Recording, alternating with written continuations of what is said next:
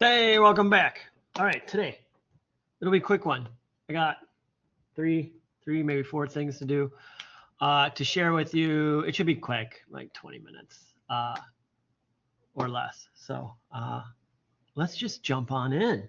All right, first thing, I'm going to be quick on this one. Reason being is I'm going to go into more depth later on, but you're going to mock up stuff for me, in this assignment. I want to see that poster mocked up. I want to see the flyer mocked up. What does that mean? I want to see it in its place. Where does it go? It's really great to be able to show a client, like, here's the flat art, they approve it, and like, oh, here's what it's going to look like in your area. And like, oh, wow, it really brings it to life before it's printed.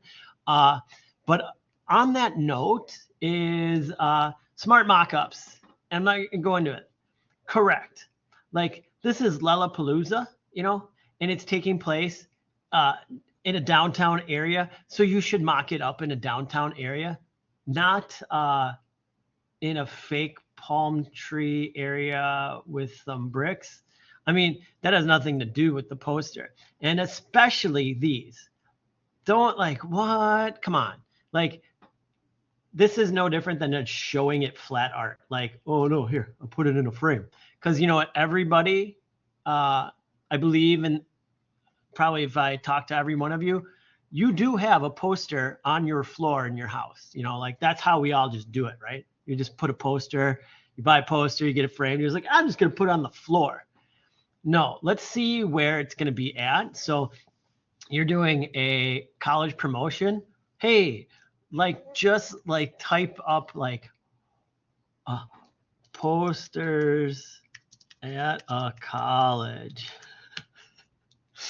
Do an image search and see if you just find like something, like, even as goofy as that. But like, find something where it's on context. Like, don't just throw it in that background. Or please don't use this one.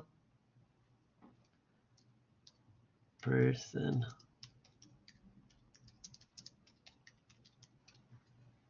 We all know that one, right?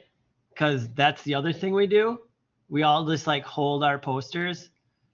Like, yeah, here I'm holding. That's I walk around. I hold my posters. That's shows you what it's like. No, let's see it in place. I can't stand these anymore. So don't do that. Think about where it goes. It takes like a couple minutes. Do a good search. Like, fake me out. So do that. Good mock-ups. Good mock-ups, please. Second one, PDFs. All right. Replacing the PDFs. I got my box art, right? And I noticed this on one thing. So what we do when we design as designers is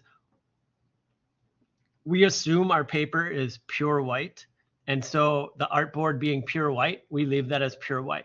We're not calling out a white ink. That's like advanced stuff where we'd be like, I'm placing white ink down onto this, and or it's known.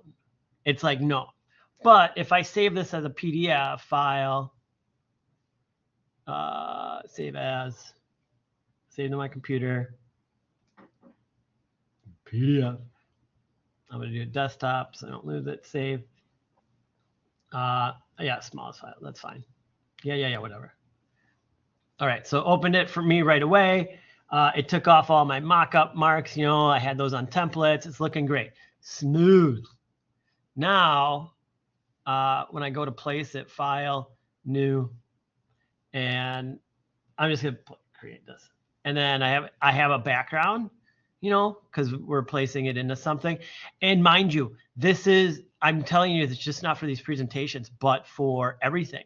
I've done this plenty in the industry where like you have to make a graphic, like a chart or something, and you do it in Illustrator or InDesign, and you don't put the color, you don't use the background color, and then you like place it in, you're like, oh, dang it. But it's like a one-click job here. So then I go to File. I can place that PDF. Place. Boom. And you're like, oh no, the white isn't showing. I want it on my black background. And this runs the same. This is the same in InDesign. I can show you. All you have to do is like click on that image and you can set the background fill to white.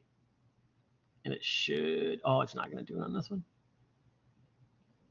Oh, it's not doing it. It'll do it in InDesign. I want the background white, fill, white. Oh, then you have to put a background. My mistake, because InDesign, it should autofill. InDesign, it autofills. I didn't realize it didn't do that in Illustrator. File, new. Well, look at that. Create, I just learned something new. Put a black background, right? Learning something new every day. File, place, desktop. Box art, open. Black. Now, oh, I placed it in. I want it here. Okay, we can see it. And then this one, now I should be able to go to properties, fill, and paper. And there you go. That one puts it in for InDesign. You have to then make a box for Illustrator, but make sure you're doing that. So if yours is clear, fix it. I don't want to see through it. So, and again, like I said, I end up doing this in the real world a lot when making charts. The weird part is it shows how little I actually place things in the Illustrator. Usually Illustrator, I'm building it and I place it in the InDesign for the final. So I just make a box and make it white behind it. Easy enough. There. Object, arrange, send it back. There. Send that to back. Object, arrange, send it back. The only reason I mentioned it, I've seen it pop up on our display. So make sure you do that. Also, with the mock-ups, make sure you're using this. You're doing screenshots and adding it to the box. I taught that a couple weeks ago as well. I had a question from Art History. It wasn't even a question. It's a way to do something, and it's effect I love. And I used to do it by hand. And there's a quick way. And like once you know how to do this, it's like you want to do it all the time on everything. So this is my lesson in how to do something. And I want to throw this out there to you guys as well. Please, like if you have a question, you're like, hey, I've seen this thing. I want to know how to do it. I'll do it. Like I'll learn how to do it. If I don't know how to do it, I'll learn how to do it and show all of you how to do it. It makes it more accessible, just like, outlining fonts the correct way that we did, the last class, and how to do that the correct way so it doesn't look like stuff, bad. So it looks like it's intentional, that somebody wanted that on there. It didn't look like a mistake or a novice job. So this is another one of those. But if you ever have those questions, I am so excited to like work on those and do those. So what I'm going to do is I'm going to make some stripies. Real quick. And literally this only takes, the crazy part is how quick this is to do and how rad it is. 2, 3, 4, 5. Let's do a little rainbow.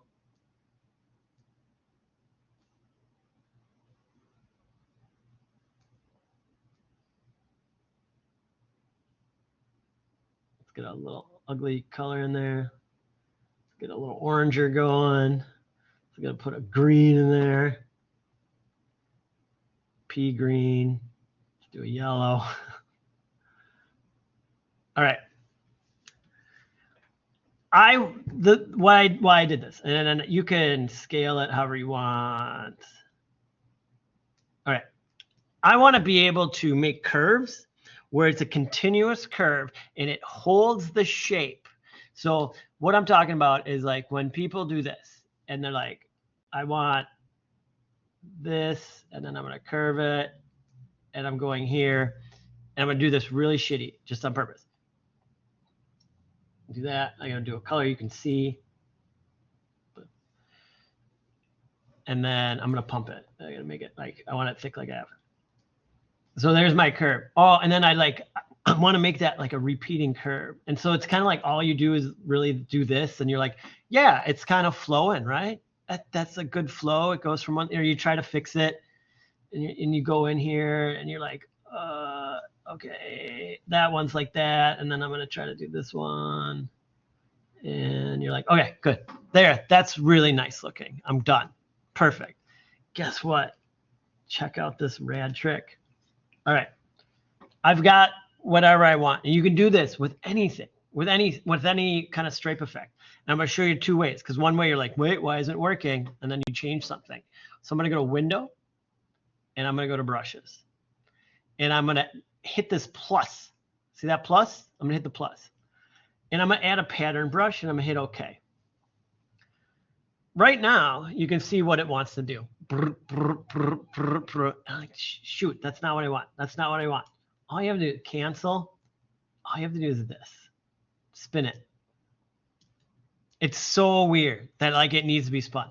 Then I'm going to plus, pattern brush, and hit OK. Now I'm going to check these. It goes around the corner, right? Goes straight. Inside corners, you can pick that. If you hit these little arrows, you can, tell it what to do, like auto-centered, auto in between, like where do you want it? I think I just want auto-centered. So it should be the inside corner, and it's previewing this. But what it doesn't show you is curves. So I'm going to hit OK. First one, I'll just use the brush. This is the best one. I'm going to scribble. There you go. That's the brush. If I want to go around a corner, get in my rectangle, I'm going to do this. I'm going to try to pull it big. Then I'm going to click on that. And then I'm going to go to this, and I'll pull my radius. All of these following the same curve, same perfectness, same everything. And polygon that shit. And then you can curve it like it. Sorry, I'm running out of room.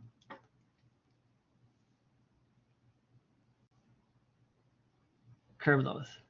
And it's kind of nice. It like keeps that corner, but curves the up. And they like they move up in curve. So it proportions it out for you. So it looks gorgeous. And then, well, wait. I want to change it. How do I? So you can just grab this. The weird part is, it's calling it at 1 point. But if I go over here, I can scale it. Just by clicking those, and you can type in whatever you want. So that's how you like, if you want that thin line but thinner. You can also do this.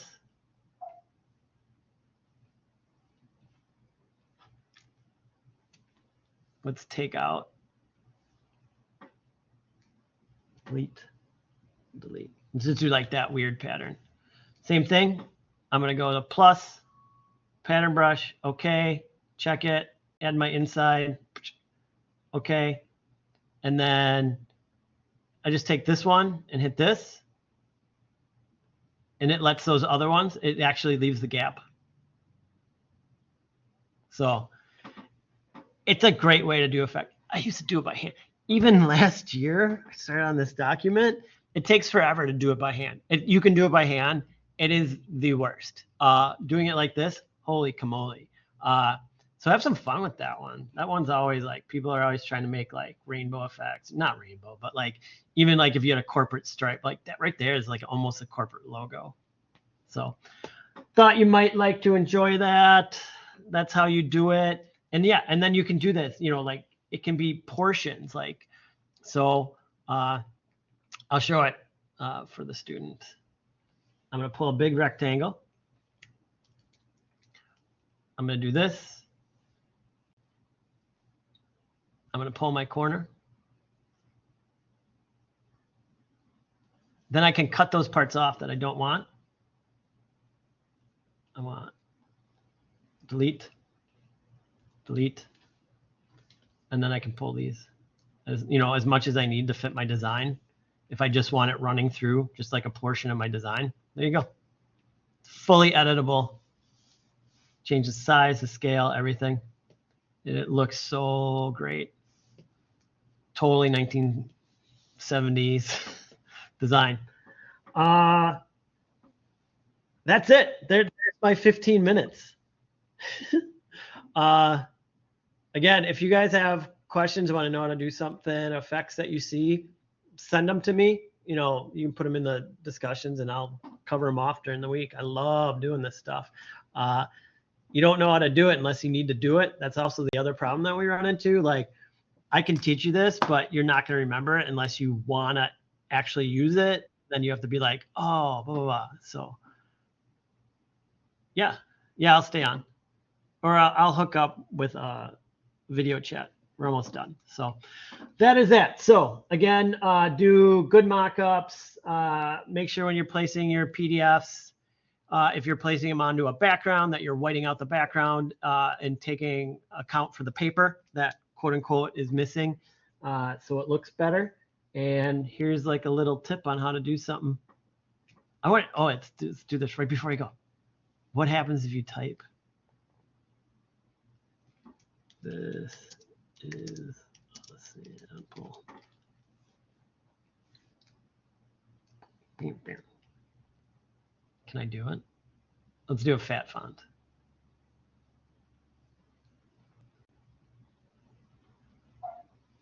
Oh, it doesn't like it. But the way around it. Type, create outlines. Look at that mess.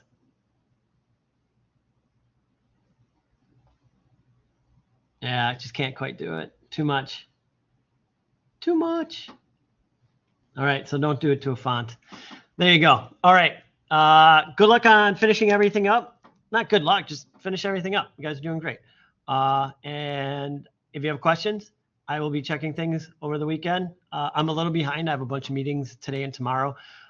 So I always try to get to the week and review first, but I am running behind, just to let you know. Give me a little leeway these next couple days. That's it. I will talk to you guys later. Kendra, I'll just send you a meeting. We'll do a quick Google chat. All right. See you. Bye.